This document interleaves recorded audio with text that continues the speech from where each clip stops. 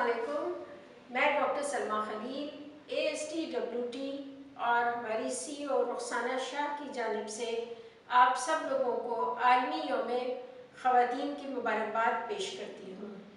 आलमी यौम ख़वातीन सबसे पहले 1909 में अमेरिका में मनाया गया और इसको बाकायदा मनाने की तजवीज़ 1910 में कोपेनहेगन में होने वाली इंटरनेशनल वुमेन कॉन्फ्रेंस में पेश की गई। उसके बाद से आज तक ये दिन हर साल 8 मार्च को मनाया जाता है।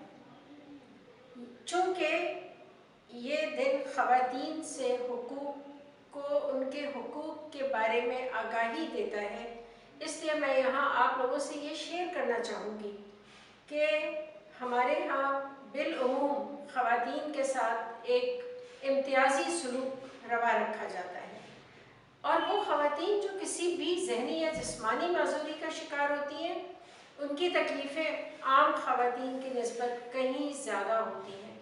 उनको जंजीरों से बांध के घरों में बंद रखा जाता है या मेंटल असाइलम में भेज दिया जाता है।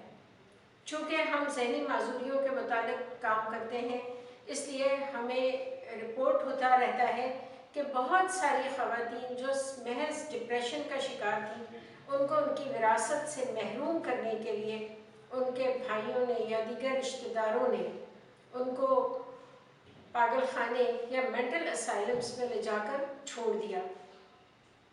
8 मार्च को हम सब ख़वातीन को अहद करना होगा कि हम अपने हुकूक़ को पहचानेंगे और इन ख़वातीन के साथ होने वाले सलूक पे कड़ी नज़र रखेंगे ताकि कोई भी खातून किसी भी किस्म के ज़हनी, जिस्मानी या जिनसी तशद्दुद का निशाना ना बने।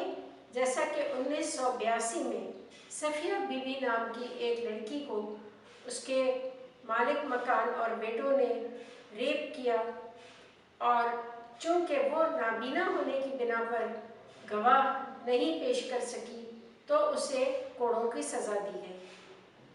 लेकिन वो तमाम तंजीमें जो उस वक्त बिल्कुल नई नई बनी थी और 8 मार्च के हवाले से उन पर काफ़ी तनकीद भी जारी थी, उन्होंने उस खातून का मुकदमा सड़कों पर और अदालतों में लड़ा और उसको सज़ा से बचा लिया।